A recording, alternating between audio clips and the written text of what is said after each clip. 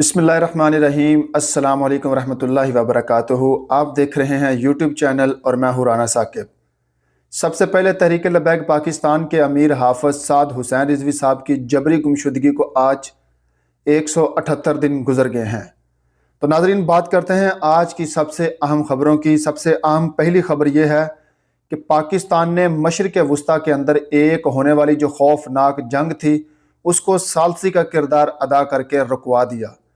ये एक ऐसी जंग होने जा रही थी जिसके अंदर हज़ारों नहीं बल्कि लाखों लोगों की जानें जा सकती थी, लेकिन पाकिस्तान ने अपनी सफारतकारी दिखाकर उस जंग को जो है वो रुकवाया। और नाज़रीन, दूसरी अहम खबर यह है कि हम जो है वो हुकूमत वक़्त से prime minister of Pakistan Shehbaz Sharif साहब से, फील्ड मार्शल आसिम मुनीर साहब से ये मुतालबा करेंगे कि डॉक्टर आफिया सिद्दीकी को जो है वो वतन वापस लाया जाए। इस पर भी तफसील से बात करेंगे।